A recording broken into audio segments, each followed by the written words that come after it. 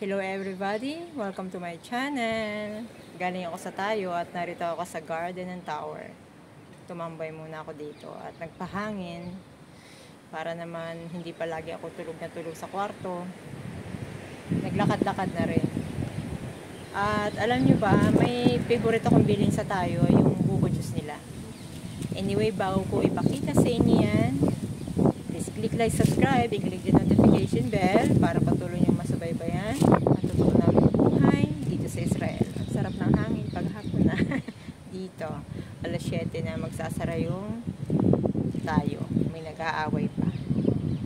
Anyway, shout out to Miss Justin Tenorio, my family, and all the hotel workers in Israel and caregivers at lahat ng Pilipino na sumusubaybay po dito sa channel na to. Please watch this.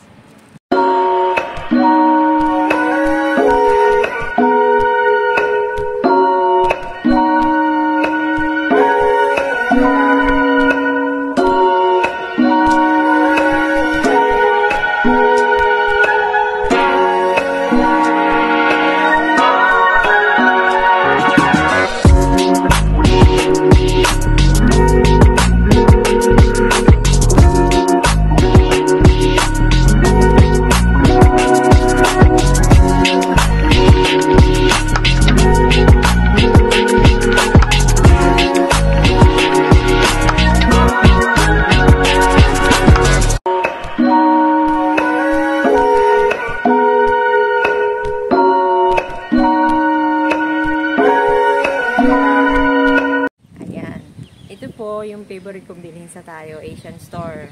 Meron po silang ganito, yung isa 15 shekel. Siguro mas pure yun, kaya mahal. Or depende sa exports, sa pinanggalingan na bansa or sa quality. Pero pareho naman para sa akin ang lasa nila. Gusto ko to. Coconut water, 1450 NIS. O diba? Pag pumunta ka sa Boracay, 120. Pero pag pumunta ka ng Israel, magkano yun? Kulang-kulang na 200 yung buko juice. Diba? Ay, syempre, iinom ka lang naman. Kung ikaw pa magtatanim ng nyug, hihintayin mo pa ang 5 years bago mamulaklak ang nyug nyo. Ay, kung inubod pa or kinain pa ng insekto, di walang bunga. Napakahirap din maging isang magsasaka. Kaya kahit okay lang, i-appreciate ko kahit mahal. Kasi galing po itong Thailand. Sa ano yan? Chowku, coconut water, aqua de coco. Bubuksan ko na. Sinauuhaw ako. Okay na to kaysa soft drinks. Ayan.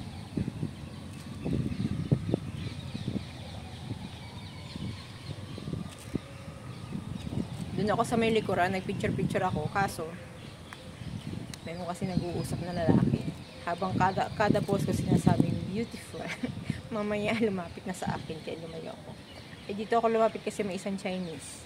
Ay wala na. Meron ako daw nakita ang lola naglalakad.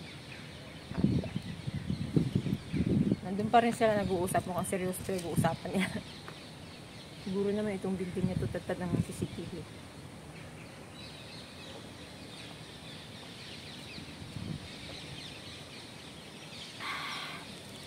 Hindi ako nagsimba ngayon. Alam na ni Lord yun kung bakit.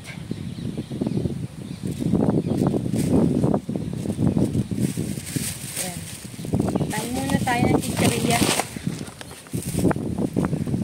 Isang good for health at saka hindi not good for the health kakainin ko. Diba?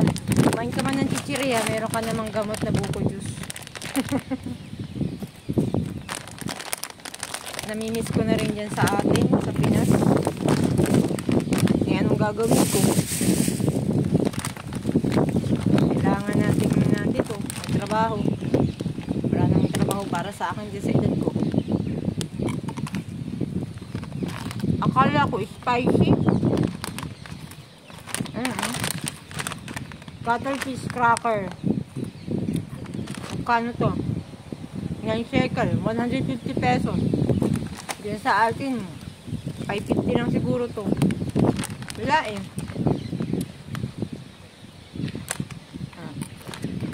Masarap naman. Huwag nang magreklamo. Kahit pa paano, tikman mo ang pagkaing Asian.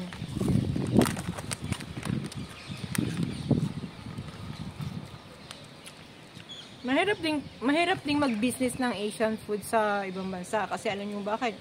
Sa layo ng biyahe. Ay kung ma-expert pa ito. Diba mahirap din ang negosyo.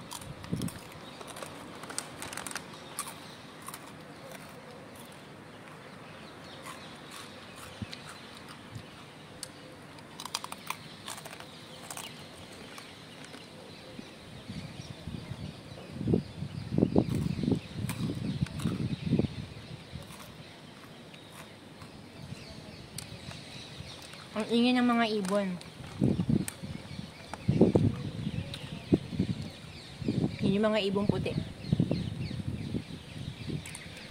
Bakit din sila tumitira? Dati dito sila nakatira.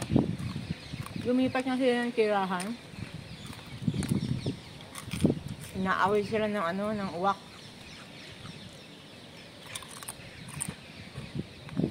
Uubusin ko muna ito bago ako umuwi.